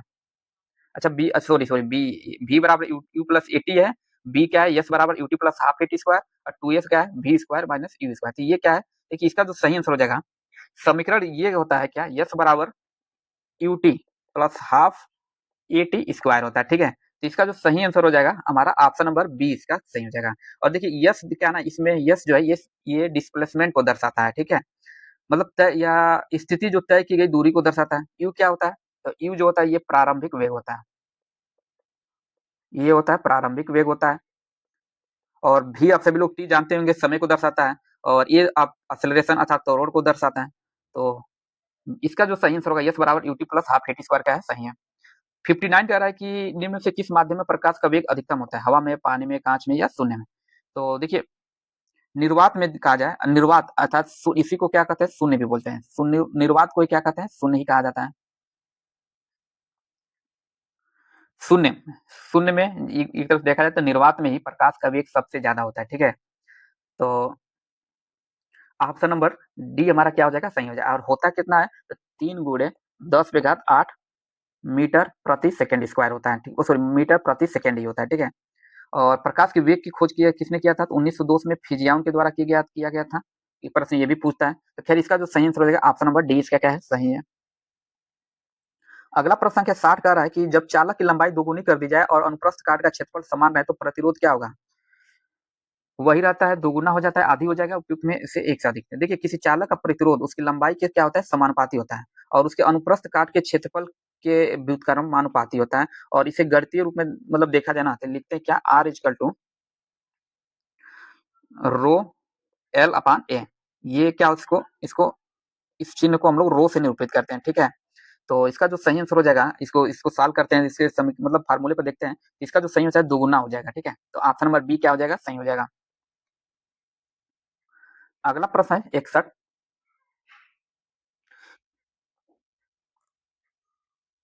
प्रश्न संख्या 61 क्या रहेगा, वह ताप बिंदु जिस पर क्या है कि वह ताप बिंदु जिस पर ठोस द्रव गैसीय अवस्थाएं एक साथ रह सकते हैं क्या कहलाता है, क्वथनांक, गलनांक, हिमांक या त्रिक बिंदु। तो देखिए ये प्रश्न 67वें बीपीएससी में पूछा हुआ था। तो इसका जो सही आंसर हो जाएगा ना, त्रिक बिंदु। क्या होता है, त्रिक बिंदु। किसी पदार्थ का त्रिक बिंदु क्या ना, वह विशिष्ट ताप होता है, और मतलब ताप और दाब है जिस पर उसकी ठोस द्रव और गैसीय अवस्था एक साथ उष्मागतिकी क्या समयावस्था में उपस्थित रह सकती है। इसलिए ऑप्शन नंबर डी क्या है, सही है। आइसोटोप की विशेषता निम्नलिखित क्या है, 62। समान रासायनिक लेकिन भिन्न भौतिक गुण, समान भौतिक लेकिन भिन्न रासायनिक गुण, भिन्न रासायनिक और भौतिक गुण, या उपयुक्त में से एक से अधिक। तो प्रश्न संख्या क्या है, 62 है ना, सॉरी हाँ 62। तो देखिए किसी तत्व के समस्थानिक, आइसोटोप को हम लोग समस्थानिक भी कहते हैं, हिंदी में समस्थानिक होता है। तो वे परमाणु होते हैं जिनकी परमाणु संख्या, जिसमें प्रोटॉनों की संख्या समान होती है, परंतु उनके नाभिक में न्यूट्रॉनों की संख्या क्या होती है, भिन्न होती है। और ये भिन्न होने के कारण उनकी द्रव्यमान संख्या, एक तरह देखा जाए तो प्रोटॉन प्लस न्यूट्रॉन क्या होते हैं, अलग अलग होते हैं। तो इसका जो सही आंसर हो जाएगा, समान रासायनिक लेकिन भिन्न भौतिक गुण, इसलिए ऑप्शन नंबर ए इसका क्या है, सही है। 63 कह रहा है निम्न में से कौन सा दुर्बल अम्ल है, CH3COH, H2SO4 या HNO3 या HCl। तो देखिए CH3COH जिसको हम लोग एसिटिक अम्ल भी कहा जाता है, किसका क्या कहा जाता है, एसिटिक अम्ल, इसको हम लोग एसिटिक अम्ल भी कहते हैं, ठीक है। तो ये दुर्बल अम्ल जो कि कमजोर अम्ल है, क्योंकि ये जल में आंशिक रूप से आयनित होता है, जिससे यह कम मात्रा हाइड्रोजन, मतलब कम मात्रा में हाइड्रोजन अर्थात H+ आयन क्या है, उत्पन्न करता है। तो इसका जो सही आंसर हो जाएगा ऑप्शन नंबर ए, इसका क्या है, सही है। 64 प्रश्न कर रहा है कि घंटिया बनाने के लिए धातु के निम्नलिखित में से किस गुण का उपयोग किया जाता है, नरमता, लचीलापन, मधुरता, या उपयुक्त में से एक से अधिक। तो देखिए घंटिया बनाने के लिए धातुओं के मधुरता गुण का उपयोग होता है, क्योंकि यह उन्हें अच्छी ध्वनि उत्पन्न करने में सक्षम बनाता है, और मधुरता की गुणवत्ता धातु के लंबे समय तक ध्वनि को बनाए रखने में क्या करता है, मदद भी करता है। इसलिए ऑप्शन नंबर सी क्या हो जाएगा, सही हो जाएगा। नेक्स्ट कह रहा है पेट्रोल किस में मापा जाता है, किलोमीटर में, लीटर में, मेट्रो मीटर में, या इनमें से कोई नहीं। अब सभी लोगों को पता होगा पेट्रोल जो है ना लीटर में ही मापा जाता है। पेट्रोल क्या है, समांतर लीटर में ही मापा जाता है। पेट्रोल चूंकि क्या है, लीटर चूंकि तरल पदार्थों के आयतन को मापने की एक इकाई है। तो इसका जो सही आंसर हो जाएगा ऑप्शन नंबर बी। अगला है पीतल के बर्तनों, 66 प्रश्न का रहा है पीतल के बर्तनों की कलाई करते समय गर्म बर्तन की सफाई के रूप में प्रयोग किए जाने वाले अमोनियम क्लोराइड चूर्ण से निकलने वाले धुआं क्या होता है। अमोनिया क्या होता है, carbon monoxide, chloric acid hydrogen का, या अमोनिया और हाइड्रोक्लोरिक एसिड का। तो देखिए पीतल के बर्तनों को कलाई करते समय गर्म बर्तन की सफाई के लिए इस्तेमाल होने वाला अमोनियम क्लोराइड से निकलने वाला जो धुआं होता है ना, ये अमोनियम हाइड्रोजन क्लोराइड का मिश्रण होता है। किसका, ये होता है आपका अमोनियम हाइड्रोक्लोराइड एसिड का, मतलब अमोनिया और हाइड्रोक्लोरिक एसिड का क्या होता है, मिश्रण होता है। ऑप्शन नंबर डी क्या हो जाएगा, सही हो जाएगा। अगला प्रश्न कर रहा है 67 कि दिए गए आयतन और तापमान पर दबाव कैसे बदलता है, गैस के भार के रैखिक दिशा में, गैस भार की प्रतिलोम दिशा में, सी कह रहा है कि गैस भार के वर्ग के प्रतिलोम, या डी गैस भार की स्वतंत्र। तो देखिए आदर्श गैस का समीकरण क्या होता है, पीवी इक्वल टू, आप सभी लोग जानते होंगे एनआरटी होता है, ठीक है। और जहां यन देखा क्या होता है, यन जो होता है ना, ये मोलों की संख्या होती है, क्या, ये मोलों की संख्या। आप थोड़ा सा बाबू केमिस्ट्री पढ़े होंगे तो उसमें पढ़े होंगे मोल क्या होता है, आर क्या होता है। और तो खैर इसका जो सही आंसर हो जाएगा ना, गैसों के भार की रैखिक दिशा में, ठीक है। इसको आप लोग देख लीजिएगा व्याख्या कैसे आ रहा है, लेकिन इसका जो सही आंसर होगा गैसों के भार के रैखिक दिशा में। क्योंकि हम चाह नहीं रहे जो थोड़ा एक्सप्लेन कर मतलब ज़्यादा एक्सप्लेन टाइम बहुत ज़्यादा लग रहा है, तो बस आंसर इसका हम लोग देखते जा रहे हैं। 68 कह रहा है शरीर की प्रतिरोधक क्षमता से जुड़ी सबसे महत्वपूर्ण कोशिका प्रकार है किसका? प्लेटलेट का, लिम्फोसाइट का, आरबीसी का या उपयुक्त में से एक से अधिक। तो देखिए शरीर की प्रतिरोधक क्षमता जो इम्यूनिटी से जुड़ी सबसे महत्वपूर्ण कोशिका प्रकार किसकी होती है? लिम्फोसाइट का होता है। ऑप्शन नंबर बी क्या है? सही है। उसके बाद कह रहा है एमआरएनए अर्थात एमआरएनए पद की का विस्तारित रूप क्या है? जो महामारी की शुरुआत से ही व्यापक रूप से चर्चा में है, जो कोरोना काल में काफी चर्चा में हुआ था। इसका पूरा नाम क्या था? देखिए एमआरएनए एक पद की विस्तारित रूप से ये मैसेंजर राइबोन्यूक्लिक एसिड अर्थात ऑप्शन नंबर ई इसके क्या है? सही है। ये था क्या था? मैसेंजर राइबोन्यूक्लिक एसिड अर्थात ऑप्शन नंबर ए क्या है? सही है। प्रश्न संख्या 70 का है कि दो जीन में स्वतंत्र अपव्यूहन की कमी का कारण क्या है? प्रश्न संख्या 70 का है कि दो जीन में स्वतंत्र अपव्यूहन की कमी का कारण क्या है? क्रॉसिंग ओवर, री रिकॉम्बिनेशन या लिंकेज या उपयुक्त में से एक से अधिक। तो देखिए स्वतंत्र स्वतंत्र अपव्यूहन की कमी का कारण लिंकेज और क्रॉसिंग ओवर दोनों है। क्या है? लिंकेज और क्रॉसिंग क्या है? दोनों है। तो उपयुक्त में से एक से अधिक इसका क्या हो जाएगा? आंसर हो जाएगा। उपयुक्त में से एक से अधिक इसका आंसर हो जाएगा। अगला कार्य प्रश्न संख्या 71 निम्नलिखित को मिला है हरा शैवाल। तो देखिए हरा शैवाल जो है ना स्पाइरोगोयरा से जुड़ा है। किससे? स्पाइरोगोयरा अर्थात ए का क्या हो जाएगा? वन सुमिलित होगा। ठीक है, ए का क्या कौन सा सुमिलित हुआ? ए का वन। भूरा शैवाल किससे है? तो देखिए भूरा शैवाल लिमेनोरिया से है अर्थात बी का टू हो जाएगा। बी का क्या हो जाएगा? टू ही हो जाएगा। उसके बाद लाल शैवाल तो एक ही बच्चा है तो ये हो जाएगा पोरोफायरा अर्थात ए का वन, बी का टू, सी का थर्ड। तो देखिए ए का वन, बी का टू, सी का थर्ड ऑप्शन नंबर बी में, इसलिए ऑप्शन नंबर बी क्या हो जाएगा? सही हो जाएगा। अगला प्रश्न है 72। ये कह रहा है कि निम्नलिखित में से कौन सा स्तनधारी अंडे देता है? इक्विडिना, प्लेटिपस, लोरिस या उपयुक्त में से एक से अधिक। तो देखिए प्लेटिपस और इक्विडिना क्या है? प्लेटिपस और इक्विडिना ये दोनों क्या है ना, ये दो स्तनधारी जीव क्या है? अंडे देते हैं और इन्हें एक नाम से और जाना जाता है। क्या कहते हैं इसको? तो मोनोट्रेम कहते हैं। इसको हम लोग मोनोट्रेम कहते हैं। ठीक है, तो देखिए इसका इक्विडिना और प्लेटिपस क्या हो जाएगा? आंसर में सही हो जाएगा, इसलिए आप उपयुक्त में से एक से अधिक ऑप्शन नंबर डी क्या है? सही है। अगला करें जाइलम और फ्लोएम विकसित होते हैं किस माध्यम से? अंतः त्वचा, एपिडर्मिस से, मज्जा पित्त से, वल्कुकुट कोटक से या एधा कैम्बियम से। तो देखिए जाइलम और फ्लोएम क्या है ना संवहनी ऊतक हैं जो पौधों में जल और खनिज लवणों तथा भोज्य पदार्थों के परिवहन के लिए क्या करते हैं? ये उत्तरदायी होते हैं और इनका विकास देखा जाए ये कैम्बियन नामक एक विभेद्योतकी कैम्बियन नामक विभेद्योतकी कोशिकाओं के परत से होता है, इसलिए ऑप्शन नंबर डी क्या हो जाएगा? हमारा सही हो जाएगा। अगला प्रश्न है 74। 74 प्रश्न कर रहा है कि माँ के दूध में पीले रंग का तरल पदार्थ क्या होता है भाई? माँ के दूध में पीले रंग का तरल पदार्थ क्या होता है? कोलेस्ट्रॉल, कोलेस्ट्रॉल, कैल्शियम या उपयुक्त में से एक से अधिक। तो देखिए माँ के दूध में पीले रंग का जो तरल पदार्थ होता है ना कोलेस्ट्रम कहलाता है। ये क्या कहलाता है? कोलेस्ट्रम कहलाता है और यह पोषक तत्वों से क्या भरपूर होता है और ये नवजात शिशुओं की प्रतिरक्षा प्रणाली को क्या करता है? मजबूत करता है और जो ये शुरुआती दोनों से संक्रमण से बचाता है, इसलिए ऑप्शन नंबर ए क्या है? सही है। अगला कह रहा है निम्न विकल्पों में से कौन सा 75 प्रश्न है, निम्न विकल्पों में से कौन सा विकल्प नीचे दिए गए शब्दों का सार्थक क्रम दर्शाता है? अवशोषण, पाचन, पोषण या उत्सर्जन। तो इसको मतलब सार्थक क्रम में इसको क्या है? दर्शाना है। तो देखिए सबसे पहले आता है ना, सबसे पहले क्या आ जाएगा? देखिए सबसे पहले इसमें न्यूट्रिशन जो कि पोषण आएगा। किस क्या आएगा? पोषण अर्थात 3 आएगा। ठीक है, सबसे पहले पोषण आएगा, सबसे पहले न्यूट्रिशन की प्रक्रिया होती है जिसमें भोजन ग्रहण किया जाता है, फिर क्या होता है? पाचन। आप सभी लोग जानते हैं। उसके बाद क्या आता है? पाचन जो कि 2 में दिया है, जिसे हम लोग डाइजेशन भी कहते हैं। इसमें जिसमें भोजन के बड़े अणुओं को छोटे पानी में घुलनशील अणुओं में तोड़ा जाता है। ठीक है, उसके बाद क्या होता है? उसके बाद होता है अवशोषण, एब्जॉर्प्शन, अवशोषण जो कि 1 में दिया है और इसमें पचा हुआ भोजन जो है रक्त प्रवाह में चला जाता है और उसके लास्ट में अंतर क्या आता है? उत्सर्जन, जिसमें अपच भोजन मल के रूप में बाहर निकल जाता है। अर्थात 4 3 2 1 4 देखते हैं किस ऑप्शन में है। तो देखिए 3 2 1 4 है ना, 3 2 1 4 हाँ ऑप्शन नंबर डी में है 3 2 1 4, इसलिए ऑप्शन नंबर डी क्या हो जाएगा? सही हो जाएगा। 76 का है ग्लूकोज का एक अणु एंजाइम उत्प्रेरित श्रृंखलाओं की अभिक्रियाओं द्वारा पायरोविक अम्ल को 2 अणुओं में टूट जाता है। इस प्रक्रिया को कहते हैं इलेक्ट्रॉन परिवहन तंत्र, क्रेब्स चक्र, ग्लाइकोलिसिस या ऑक्सीकारी फाल्कोरिलीकरण। देखिए मैं प्रश्नों को क्या ना दोबारा नहीं पढ़ रहा हूँ क्योंकि काफी ज्यादा समय लग जाता, तो एक बार अपने स्तर पर आप लोग वीडियो को रोक के प्रश्नों को पढ़ सकते हैं और जो ना समझ में आए तो देखिए ग्लाइकोलिसिस कोशिका शोषण का पहला चरण होता है, इसका हम लोग देखते हैं। तो इसलिए ऑप्शन नंबर सी इसका क्या कहता है? सही हो जाएगा। और ये प्रक्रिया में ग्लूकोज का एक अणु, इसमें जो आप प्रश्न में दिया है देखिए ग्लूकोज का एक अणु एंजाइमों की श्रृंखला द्वारा टूटकर पायरुविक अम्लों के 2 अणुओं में बदल जाता है और यह क्रिया कोशिका के कोशिका द्रव में होती है तो ऑप्शन नंबर सी इसका क्या है, सही है। नेक्स्ट प्रश्न 77 कह रहा है कि आरबीसी का आकार आकृति क्या होता है, गोलाकार, उभयावतल, त्रिकोण या अन्य। तो देखिए भ्रूणावस्था में देखा जाए तो आरबीसी का निर्माण कहाँ होता है, यकृत और प्लीहा, यकृत और प्लीहा में होता है, यकृत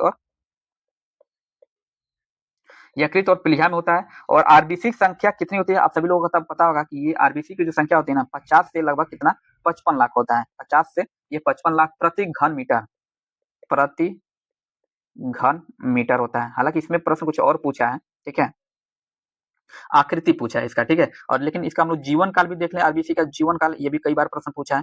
तो जीवन काल इसका लगभग कितना दिन होता है, 120 दिन होता है, ठीक। और आरबीसी कुल रक्त कोशिकाओं का 99% होता है। और आरबीसी में हीमोग्लोबिन नामक प्रोटीन पाया जाता है। और इसी के कारण रक्त का रंग क्या होता है, लाल होता है। इसी के कारण रक्त का जो लाल रंग होता है, लाल होता है। और इसकी जो आकृति जो इसमें पूछा है, ये उभयावतल होती है, उभयावतल, अर्थात ऑप्शन नंबर बी क्या है, सही है। अगला प्रश्न कर रहा है कि तंत्रिका तंत्र की रचनात्मक तथा क्रियात्मक इकाई क्या है, प्रमस्तिष्क, मेरुदंड, स्नायु या न्यूरॉन। तो देखिए तंत्रिका तंत्र जिसे नर्वस सिस्टम भी कहा जाता है, एक मिनट, तंत्रिका तंत्र जिसे नर्वस सिस्टम भी कहा जाता है, इसकी रचनात्मक एवं क्रियात्मक इकाई क्या होती है, न्यूरॉन होती है। ऑप्शन नंबर डी क्या हो जाएगा, सही हो जाएगा। अगला प्रश्न है 79, ये कह रहा है कि सूची 1 को सूची 2 से सुमिलित करें। एक तरफ सूची 1, सूची 2। लेंगर हस की दीप क्या क्या करता है। तो देखिए इसका जो देखिए ये लेंगर हस की दीप क्या है ना, दीप क्या, ये अग्नाशय में स्थित कोशिकाओं का समूह है। और ये इंसुलिन की उत्पादन करता है, अर्थात उस उत्पादन मतलब इनसे इंसुलिन निकलता है, इसलिए ए का क्या हो जाएगा, थर्ड हो जाएगा, सॉरी ए का फोर्थ होगा, ए का फोर्थ हो जाएगा। उसके बाद क्या है, पिट्यूटरी ग्रंथि। तो देखिए ये मस्तिष्क के आधार पे स्थित एक छोटी ग्रंथि है। और ये वृद्धि हार्मोन होता है, क्या होता है, ये वृद्धि हार्मोन। तथा बी का क्या हो जाएगा, देखिए बी का क्या हो जाएगा, थर्ड हो जाएगा, बी का क्या है, थर्ड हो जाएगा। उसके बाद क्या दिया, थायराइड ग्रंथि। तो ये गर्दन में स्थित होता है, थायराइड ग्रंथि कहाँ होता है, ये गर्दन में स्थित होता है। और थायरेक्सिन हार्मोन के साथ होता है, इससे कैलिस्टोनिन, इसमें जो ऊपर दिया है कैल्सिटोनिन, इससे हार्मोन निकलता है। अर्थात सी का क्या हो जाएगा, 1 हो जाएगा, सी का 1। अब देखिए ए का 4, बी का थर्ड, ए का 4 और बी का थर्ड किसमें है, ए का 4, बी का थर्ड और सी का 1 है। और मतलब क्रम से इसमें ए बी सी नहीं दिया, लेकिन क्रम से दिया है 4 थर्ड, मतलब पहले 4 3, देखिए पहले क्या आएगा इसमें, देखिए 4 आया ना, उसके बाद 3 आया, उसके बाद 1 आया। अब लास्ट में बचा एड्रिनल ग्रंथि, ये एपिनोफ्राइन से संबंधित है, इसलिए लास्ट में सबसे पहले लास्ट में 2 आ जाएगा, ठीक है, सबसे लास्ट में 2 आएगा। तो इसलिए ऑप्शन नंबर सी में देखिए 4 3 1 2 दिया, इसलिए ऑप्शन नंबर सी क्या है, सही है। उसके बाद कह रहा है पेसमेकर संबंधित है। ये प्रश्न कई बार पूछा जा चुका है, पेसमेकर किससे संबंधित है। तो देखिए पेसमेकर एक छोटा सा उपकरण होता है, और जो हृदय के मतलब धड़कन को नियंत्रित करने में क्या करता है, मदद करता है। और ये उन लोगों के लिए उपयोगी होता है जिनके मतलब हृदय की धड़कन अनियमित या बहुत धीमी होती है। तो इसलिए ऑप्शन नंबर सी का क्या हो जाएगा, सी सही हो जाएगा, हृदय से संबंधित है। उसके बाद प्रश्न संख्या 81, ये कह रहा है कि सूची 1 को सूची 2 से मिलान कर सही कूट का क्या करें, चयन करें। एक तरफ सूची 1 सूची 2 दिया, पूर्तिरोधी। तो देखिए पूर्तिरोधी किससे संबंधित है, तो पूर्तिरोधी ना घाव को साफ करने में, मतलब पूर्तिरोधी क्या होता है, घाव को साफ करने में, घाव को साफ करने में, प्रतिजैविक जीवाणु का विकास रोकने में। तो एक मिनट, घाव को साफ करने में, हाँ ठीक है। ए का किससे सम्मिलित हो जाएगा, ए का थर्ड, ए का क्या हो जाएगा, प्रतिरोधी, कटा फटा और घाव को साफ करने में। प्रतिजैविक क्या होता है, तो जीवाणु का विकास रोकने में, प्रतिजैविक देखिए ए का क्या हो गया, थर्ड हो गया, ठीक है। और प्रतिजैविक क्या होता है, तो ये जीवाणु का विकास रोकने में मदद करता है, अर्थात बी का क्या हो जाएगा, 4, देखिए बी का 4 दिया है, जीवाणुओं का विकास को रोकने में। उसके बाद रोगाणुनाशक, तो रोगाणुनाशक ये नाला और नल साफ करने में मदद करता है, अर्थात सी का क्या हो जाएगा, 2, सी का क्या हो जाएगा, 2 सम्मिलित हो जाएगा। उसके बाद पीड़ाहारी, तो पीड़ाहारी दर्द निवारक के रूप में उपयोग किया जाता है। तो एक ही बचा, डी का क्या है, डी का 1, अब डी का 1। तो अब देखिए किस ऑप्शन में दिया है ये, ए का थर्ड, बी का 4। तो देखिए ए का थर्ड, बी का 4 जो दिया है ना, ये ऑप्शन नंबर डी में ही केवल दिया है, इसलिए ऑप्शन नंबर डी हमारा क्या हो जाएगा, सही हो जाएगा। अगला प्रश्न है, निम्न में से किस पौधे ने खाद्य सामग्री संग्रह करने के लिए अपने स्टेम को संशोधित किया है। तो देखिए इस अदरक ने, मूली ने, चुकंदर या गाजर। तो देखिए अदरक जो है, ये एक अदरक पौधे ने खाद्य सामग्री संग्रह करने के लिए अपने स्टेम को क्या है, संशोधित किया, इसलिए ऑप्शन नंबर ई क्या हो जाएगा, सही हो जाएगा। इसका सही आंसर होगा अदरक ही। अगला है 83 की आणविक ऑक्सीजन का पत्तियों से निकलना कौन से भौतिक क्रिया है, वाष्पोत्सर्जन, परासरण, उपयुक्त में से एक से अधिक, उपयुक्त में से कोई नहीं। करेक्ट, ऑक्सीजन का पत्तियों से निकलना। तो देखिए पत्तियों से आणविक ऑक्सीजन का निकलना विसरण नामक भौतिक क्रिया है। और ये प्रकाश संश्लेषण के कारण पत्तों के अंदर ऑक्सीजन की सांद्रता क्या बढ़ जाती है, जिससे उच्च सांद्रता वाले क्षेत्रों, जिनमें पत्ती के अंदर से निम्न सांद्रता वाला क्षेत्र जैसे कि वायुमंडल की ओर सतह विस्तृत होती रहती है। तो इसका जो सही आंसर हो जाएगा, देखिए वाष्प, और ये जो क्रिया होती है ना, ये जलवाष्प का निकलना, ये परासरण एक झिल्ली के पार जल अर्थात विलायक का प्रभाव होता है, इसलिए इसका जो सही आंसर हो जाएगा उपयुक्त में से कोई नहीं होगा, ना ही वाष्पोत्सर्जन, परासरण या उपयुक्त में से एक से अधिक। इसका जो सही आंसर होगा उपयुक्त में से कोई नहीं। इसको आप लोग अपने स्तर पर देख लीजिएगा, जहां तक मुझे लग रहा है कि उपयुक्त में से कोई नहीं इसका आंसर होगा। अगला 84 निषेचन, फर्टिलाइजेशन की क्रिया कहाँ पर होती है, गर्भाशय में, अंडवाहिनी में, अंडग्रंथि या योनि मार्ग में। तो देखिए निषेचन वो प्रक्रिया होती है जिसमें पुरुष का शुक्राणु, जिसे स्पर्म कहा जाता है, महिला के अंडाणु एग में मिलता है, और ये क्रिया महिला के प्रजनन तंत्र में, प्रजनन तंत्र अंडवाहिनी जिसे कि फिलोपियन ट्यूब भी कहते हैं, अंडवाहिनी जो कि ऑप्शन नंबर बी में दिया है। और अंडाशय से अंडा निकलने के बाद क्या ना अंडा वाहिनी में आता है, जहाँ शुक्राणु उस तक पहुंचकर उसे निषेचित करते हैं। इसके बाद निषेचित अंडा क्या होता है ना, गर्भाशय की ओर बढ़ता है। तो इसका जो सही आंसर हो जाएगा ऑप्शन नंबर बी क्या है, सही है। नेक्स्ट प्रश्न है, सैक्रोमाइसिस सेरोविसी का उपयोग किसे बनाने के लिए किया जाता है, वाइन तथा बियर में, विस्की तथा ब्रांडी में, ब्रांड और उपयुक्त में से एक से अधिक। तो देखिए सैक्रोमाइसिस सेरोविसी, जिसे आमतौर पर यीस्ट क्या कहते हैं, इसको ईस्ट जिसे सॉरी ईस्ट जिसे खमीर भी बोला जाता है, ठीक है, खमीर कहते हैं, और इसका उपयोग सभी उत्पादों को बनाने में किया जाता है। किसका मतलब, इसे सैक्रोमाइसिस सेरोविसी जिसे आमतौर पर ईस्ट कहते हैं, और इसका उपयोग सभी उत्पादों में बनाने में किया जाता है, जैसे कि वाइन तथा बियर, विस्की तथा ब्रांडी, ब्रेड। इसलिए इसका सही आंसर हो जाएगा उपयुक्त में से एक से अधिक। नेक्स्ट प्रश्न है कि तिलचट्टे श्वास लेते हैं किससे भाई, ट्राकिया से, गुर्का फेफड़े से, या उपचर्म से, या फेफड़े से। तो जो तिलचट्टे होते हैं ना, ये कीट तिलचट्टे और जो अन्य कीट होते हैं, ये ट्राकिया नामक पतली हवा की नलियों के एक जाल के माध्यम से सांस लेते हैं। किससे, ट्राकिया नामक जाल से। और ये हवा उनके शरीर के किनारों पर स्थित छोटे छिद्रों जिसे श्वास मतलब रंध्र कहते हैं, प्रवेश करते हैं। तो इसका जो सही आंसर हो जाएगा ऑप्शन नंबर ए। 87 कह रहा है पनीर बनाने में किस किण्वन का प्रयोग होता है, रेनिन का, पेप्सिन का, ट्रिप्सिन का, या एमाइलेज का। तो देखिए पनीर बनाने में रेनिन नामक एंजाइम का प्रयोग किया जाता है। किसका, रेनिन नामक एंजाइम का प्रयोग होता है, और यह एक किण्वक, मतलब ये किण्वक के रूप में कार्य करता है, जो दूध में मौजूद प्रोटीन जो कैसीन को जमाकर थक्के में बदल देता है। इसलिए ऑप्शन नंबर ए क्या हो जाएगा, सही हो जाएगा। 88 कह रहा है कि नाटो का मुख्यालय कहाँ है, ब्रुसलेस। ये ब्रूगुसलेस लिया है, लेकिन ब्रुसलेस होना चाहिए, ठीक है। तो इसका लंदन में, पेरिस में, या रोटरडम में। तो इसका जो सही आंसर हो जाएगा, नाटो का जो मुख्यालय है ब्रुसलेस में है, ये ब्रुसलेस है, ठीक है। ऑप्शन नंबर ए इसका क्या हो सही हो जाएगा। और देखिए उत्तरी अटलांटिक संधि संगठन जिसे नाटो भी कहा जाता है, इसका गठन हुआ था 31 स्वतंत्र देशों ने 4 अप्रैल कब, इसका जो गठन किया गया था 4 अप्रैल 1949 को। एक कभी कभी इसका गठन के बारे में पूछ लेते हैं। तो और इसका जो मुख्यालय है ब्रुसलेस में, जो अब ब्रुसलेस है कहाँ भाई, ये है बेल्जियम में, ये है बेल्जियम में, ठीक है। तो ऑप्शन नंबर ए इसका क्या है, सही है। अगला प्रश्न है हिमालय उदाहरण है किसका, फोल्ड पर्वत का, फोल्ड पर्वत का, राक पर्वत का, ज्वालामुखी पर्वत का, या अवशिष्ट पर्वत का। तो देखिए हिमालय एक वलित पर्वत है, और हिमालय का निर्माण यूरेशियन प्लेट और भारतीय प्लेट के टकराव से हुआ था।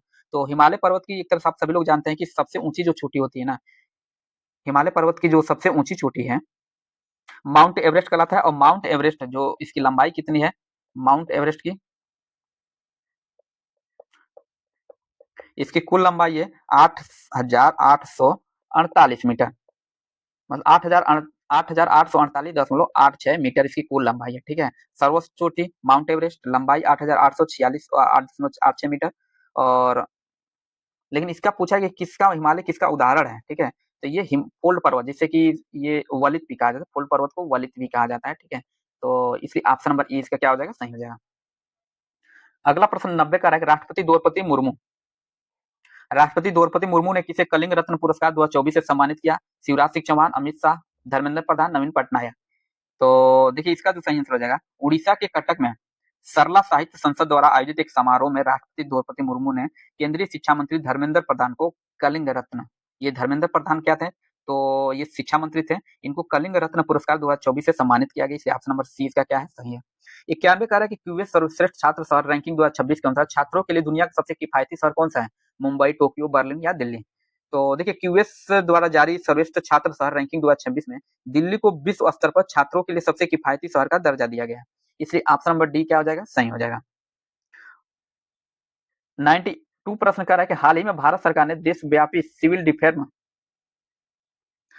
डिफेंस भारत सरकार ने हाल ही में सिविल डिफेंस क्या है, एक मिनट, इसको क्या मॉक ड्रिल, हाँ सॉरी, मॉक ड्रिल आयोजित करने का निर्देश क्यों दिया? ठीक है, तो अभी आप ही लोग देखिए काफी चर्चा में था मॉक ड्रिल।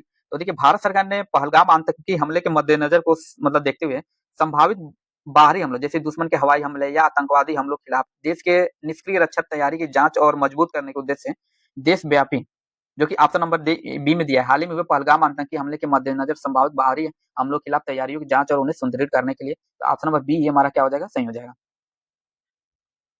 और इसी के तहत उसी तुरंत बाद ऑपरेशन सिंदूर लॉन्च कर दिया गया, जो कि पाकिस्तान के कई एयरबेस पे, मस्जिदों पे जो आतंकी ठिकाना था उसको नष्ट कर दिया गया। 93 प्रश्न कह रहा है कि संयुक्त राष्ट्र विकास कार्यक्रम यूएनडीपी द्वारा जारी 2025 मानव विकास रिपोर्ट एचडीआर भारत की मानव विकास सूचकांक रैंकिंग क्या था? तो मानव भारत का जो रैंकिंग था ये 130 था। कितना? 130 था, 193 देशों में। 193 देशों में 130वां रैंकिंग था, इसलिए ऑप्शन नंबर बी क्या है, सही है। उसके बाद कह रहा है संयुक्त राष्ट्र शांति सैनिकों का अंतर्राष्ट्रीय दिवस प्रतिवर्ष किस तिथि को मनाया जाता है? 28 मई, 29 मई, 30 मई या 31 मई? तो देखिए संयुक्त राष्ट्र शांति सैनिकों का अंतर्राष्ट्रीय दिवस हर साल 29 मई को मनाया जाता है, तो ऑप्शन नंबर बी क्या है, सही है, 29 मई को मनाया जाता है। 95 प्रश्न कर रहा है कि भारतीय वायुसेना के नए उप प्रमुख वाइस चीफ ऑफ एन एक स्टाफ के रूप में किसे नियुक्त किया गया? Air marshal S P Dharkar, air marshal Narmadeshwar Tiwari, air chief marshal V R Chaudhari या इनमें से कोई नहीं। तो देखिए एयर मार्शल नर्मदेश्वर तिवारी को भारतीय वायुसेना का नया उप प्रमुख जिसे vice chief of air staff भी कहा जाता है, तो इसलिए इसका सही आंसर हो जाएगा option number B, air marshal Narmadeshwar Tiwari. 96 प्रश्न कह रहा है कि भारतीय रिजर्व बैंक ने वित्त वर्ष 2024-25 में अपने भंडारण में कितना सोना जोड़ा? तो भारतीय रिजर्व बैंक ने वित्त वर्ष 2024-25 में अपने भंडारण में 57.5 टन, कितना, 57.5 टन सोना जोड़ा था, जो कि ऑप्शन नंबर सी में दिया है, इसलिए ऑप्शन नंबर सी क्या है, सही है। 97 कह रहा है कि हाल ही में जारी की गई फोर्ब्स इंडिया की वुमेन्स पावर सूची 2025 किस प्रकार की महिलाओं को सम्मानित करती है? तो देखिए फोर्ब्स इंडिया वुमेन्स पावर सूची 2025 में कह रहा है कि ऑप्शन ए में कह रहा है पारिवारिक व्यवसाय में कार्यरत महिलाएं, राजनीति में प्रभावशाली महिलाएं, विभिन्न क्षेत्रों में उल्लेखनीय प्रभाव डालने वाली स्वनिर्मित महिलाएं या गृह आधारित व्यवसायों को संचालन करने वाली महिलाएं। तो देखिए ये उन क्षेत्रों में उल्लेखनीय होता है जहां पे स्वनिर्मित महिलाओं को सम्मानित करती है जिन्होंने व्यवसाय, विज्ञान, खेल, कला, उद्यमिता जैसे विविध क्षेत्रों में अपनी प्रतिभा और दृढ़ता और नवाचार के दम पर सफलता हासिल की है। तो इसका जो सही आंसर हो जाएगा ऑप्शन नंबर सी, विभिन्न क्षेत्रों में उल्लेखनीय प्रभाव डालने वाली स्वनिर्मित महिलाएं। नेक्स्ट प्रश्न है, बिहार के शिक्षा विभाग ने सरकारी स्कूलों के छात्रों को अंग्रेजी भाषा कौशल में सुधार के लिए किस मोबाइल एप्लीकेशन को लॉन्च किया? बिहार इंग्लिश गुरु, ई लर्न बिहार, मेरा मोबाइल मेरा विद्यालय, उन्नति इंग्लिश लर्निंग ऐप। तो देखिए सरकारी स्कूलों के छात्रों को अंग्रेजी सीखने में मदद करने के लिए शिक्षा विभाग ने बिहार इंग्लिश गुरु किसके नाम से, तो बिहार इंग्लिश गुरु नामक एक नया मोबाइल एप्लीकेशन लॉन्च किया है और यह ऐप यूनिसेफ के सहयोग से, किसे एक प्रश्न पूछ सकता है किसके सहयोग से, यह यूनिसेफ के सहयोग से निर्मित किया गया है। ठीक है, तो ऑप्शन नंबर ए इसका क्या हो जाएगा, सही हो जाएगा। 99 प्रश्न कर रहा है बिहार में बाढ़ की समस्या के अस्थायी समाधान के लिए किस देश के मॉडल का अध्ययन करने के लिए एक उच्च स्तरीय समिति का गठन किया गया? जापान, नीदरलैंड, इजराइल या ऑस्ट्रेलिया? तो देखिए बिहार सरकार ने राज्य में बाढ़ की विनाशकारी समस्या के अस्थायी समाधान के लिए नीदरलैंड के साथ एक उच्च स्तरीय समिति का गठन किया, इसलिए ऑप्शन नंबर बी क्या है, सही है। अगला प्रश्न है कि लास्ट प्रश्न, अगस्त 2025 में आयोजित बिहार उद्यमी सम्मेलन के थीम क्या था? बिहार में निवेश के अवसर, नवाचार को प्रज्वलित करना, युवाओं को सशक्त बनाना, महिला उद्यमिता और विकास या सतत विकास के लिए हरित उद्यम। तो देखिए अगस्त 2025 में पटना में आयोजित बिहार उद्यमी सम्मेलन, पूछ सकते हैं कि कहाँ पे आयोजन बिहार में किया गया था? ये पटना में आयोजन किया गया था। कहाँ पे? पटना में। प्रश्न ये भी बन सकता है। और यहाँ पे बिहार उद्यमी सम्मेलन की थीम जो था, नवाचार को प्रज्वलित करना और युवाओं को सशक्त बनाना था, इसलिए ऑप्शन नंबर बी क्या हो जाएगा, सही हो जाएगा। तो लास्ट प्रश्न इतना ही था और इसमें ये खत्म हो गया, पूरा सेट नंबर 7 खत्म हो गया आज। और नेक्स्ट वीडियो हम लोग आईसी की तरफ से मतलब 8-9 मतलब जितना भी होगा इसके हम लोग देख लेंगे। तो अभी तक आप लोग चैनल को सब्सक्राइब नहीं किए तो सब्सक्राइब कर लीजिए, ताकि जब भी इसका कोई वीडियो डाला जाए तो इसका नोटिफिकेशन आप लोगों को मिल जाए। और इस चैनल पे डेली एक दो प्रैक्टिस सेट और भी कुछ मतलब सुझाव इस पे हमेशा कुछ न कुछ दिए ही जाएंगे। तो आज के लिए इतना ही।